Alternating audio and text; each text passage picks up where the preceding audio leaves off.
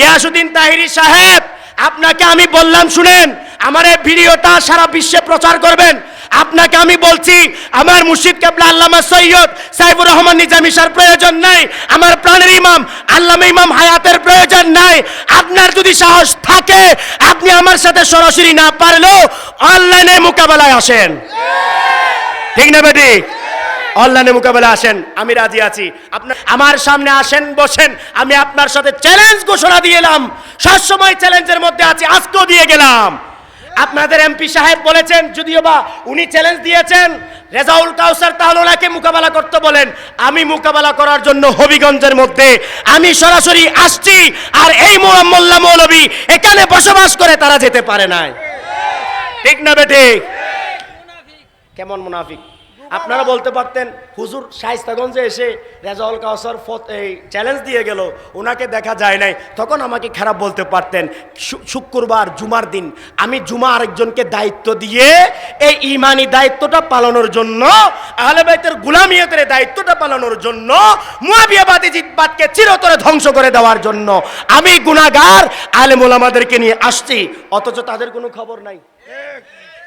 কি বলেন? খবর ছিল? কোনো কালে ছিল? যাক, কষ্ট থেকে বললাম, সবাই আমার আপন মানুষ, ভাই বন্ধু, আহলে সুন্নাত ওয়াল জামাতের প্রেমিক। ভুল বুঝাবুঝির কারণে অনেক দূরে আছেন। ভুল বুঝাবুঝি হলে সমস্যা, আহলে বাইতকে নিয়ে কোনো ভুল বুঝাবুঝি চলবে না, ঠিক না বেটি?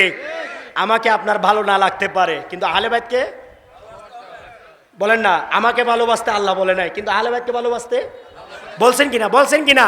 আমাকে ঘৃণা করেন, গালি দেন, লানত দেন, যা কিছু তাই ইচ্ছে করেন, সমস্যা নাই, এগুলো আমি পরোয়া করি না। কিন্তু আহলে বাইতের পক্ষে সবাইকে থাকতে হবে। আহলে বাইতকে লানত দেওয়া চলবে না, আহলে বাইতের বিরোধিতা করা চলবে না। কোন সুন্নি মুসলিম মুমিন আহলে বাইতের বিরোধিতা করতে পারে না, ঠিক না বেটি? এখানে 1800 দরবারের মানুষ আছে কি নাই?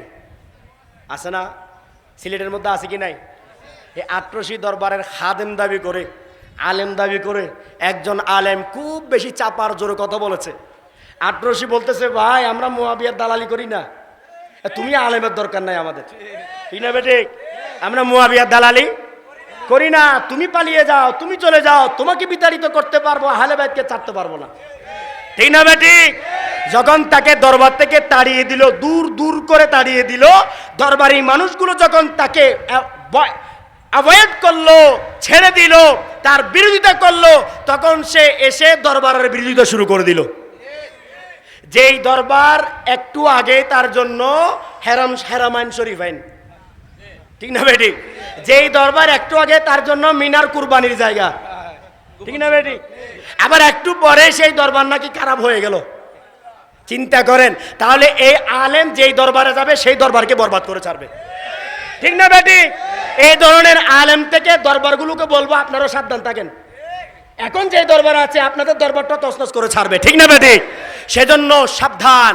একজন আলেমের উক্তি, যাক কিছুদিন আগে সেই উক্তিটা আমি পড়েছি, বলতেছে প্রয়োজনে একটা কুকুরকে লালন পালন করো, আলেমকে ঘরে জায়গা দিও না।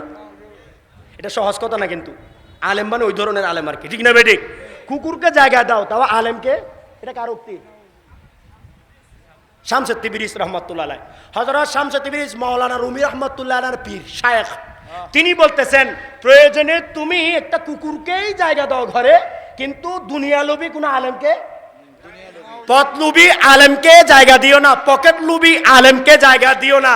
তাই সতর্কতার জন্য বলছি, যারা আজকে 2 দিন আগে যেই দরবারের প্রশংসা করে বড় বড় আলোচনা করেছে, 2 দিন পরে সেই দরবারের বিরোধিতা যে ব্যক্তি করতে পারে, নিশ্চিতভাবে ধরে রাখা যায় সে যেখানে যাবে তার বিরোধিতা করবে, ঠিক না বেঠিক?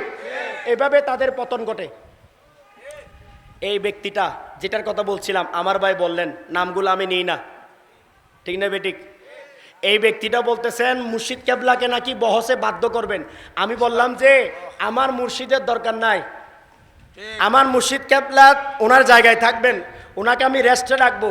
তোমার যদি সাহস থাকে তুমি আমির রাজাউলের সাথে মোকাবেলা করো। আমার পোস্টটা এখনো ফেসবুকে আছে, আমার থেকেও আমি রেখে দিয়েছি। সরাসরি তার জায়গায় গেলে আমি কমেন্ট করেছি, সেখানে লিখে দিয়েছি আমার মুর্শিদ কেবলার দরকার নাই, আমি গোলাম, ওনার খাদেম আহলে বাইতের এই গোলাম রেজাউল কাউসার আছি, যদি সাহস থাকে তাহলে আপনি আমার সাথে মোকাবেলা করেন, আর যদি সরাসরি মোকাবেলা করতে না পারেন পালিয়ে যান এ হবিগঞ্জের মতো, তাহলে এই ভয় যদি থাকে তাহলে আপনি আমার সাথে অনলাইনে বসেন। কিসে, কোথায়? অনলাইনে। অনলাইনে বসতে সমস্যা আছে? অনলাইনে আমরা বসছি তো সবাই, ঠিক না বেঠিক? অনলাইনে প্রমাণ করেছে তারা মাওলা আলীকেও দোষী মনে করে। নাউজুবিল্লাহ বলেন না? তারা মাওলা আলীকেও দোষী মনে করে। যারা মাওলা আলীকে দোষী মনে করে তারা কি সুন্নি? বলেন না, তারা কি সুন্নি আলেম? তাদেরকে আপনারা ভালোবাসবেন? তাই আপনাদেরকে সতর্ক করে যাচ্ছি। তারা বলে যে আমরা গতবারও এমপি সাহেবের সামনে আমি বলেছি, এমপি সাহেব কতটা জানে কিনা আমি জানি না, উনি শুনছে কিনা পরে আমি জানি না। আমি আপনাদের ওয়াদাটা রক্ষার জন্য, যেহেতু আমি বলেছি তাই আমি দৌড়ে এসেছি বহসের জন্য। বাট তারা আমাদের ভাইদের উপর হামলা করেছে, আমাদের এক ভাইকে মাথা ফাটিয়ে দিয়েছে। ভাইটা কি আছে কেন?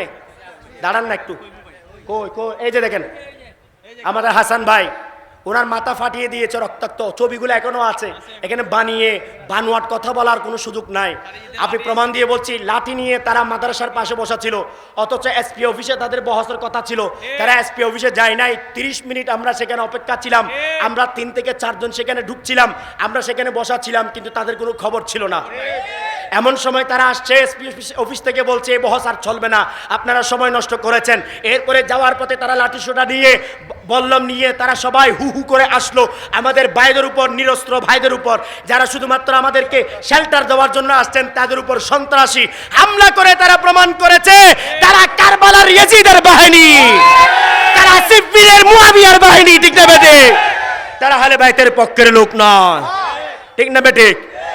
তাই চ্যালেঞ্জ দিচ্ছি, আমরা শুধু চাপাবাজির চ্যালেঞ্জ দিই না, আপনাদেরকে বলে গেলাম, এখনো বলে যাচ্ছি, যদিও বা কিয়ামত পর্যন্ত তারা আসবে বলে আমার মনে হয় না। যদিও বা জেদ থাকে, চেতনা থাকলে হ্যাঁ অবশ্যই নিয়ে আসবেন, মহান মুর্শিদ কেবলাকে নিয়ে আসেন। তাহলে যদি আপনাদের সে সাহস থাকে তাহলে এভাবে পাবলিক প্লেসে নয়, আলেম আলেম বসে সেটা সমাধান করব, ঠিক না বেঠিক? আপনাদেরকে বললে কি আপনারা কিছু বুঝবেন? কিতাবের কথা বললে কি আগামাতা কিছু বুঝবেন? তাহলে পাবলিক প্লেসে ওয়াজ করে কোনো লাভ আছে না। আলেম আলেম বসবো, যদি আপনি আলেম দাবি করেন আমার সাথে আপনি বসেন, তাহলে আমি রাজি আছি। অনলাইনে বসেন, আপনার সাথে আমার মোকাবেলা হবে, ঠিক না বেঠিক? আমি সুন্দর করে নাম ধরে বলছি, গিয়াসউদ্দিন তাহিরি সাহেব, আপনাকে আমি বললাম শুনেন, আমার এই ভিডিওটা সারা বিশ্বে প্রচার করবেন। আপনাকে আমি বলছি, আমার মুর্শিদ কেবলা আল্লামা সৈয়দ সাইফুর রহমান নিজামী শাহর প্রয়োজন নাই, আমার প্রাণের ইমাম আল্লামা ইমাম হায়াতের প্রয়োজন নাই। আপনার যদি সাহস থাকে, আপনি আমার সাথে সরাসরি না পারলেও অনলাইনে মোকাবেলায় আসেন, ঠিক না বেটি? অনলাইনে মোকাবেলা আসেন, আমি রাজি আছি। আপনার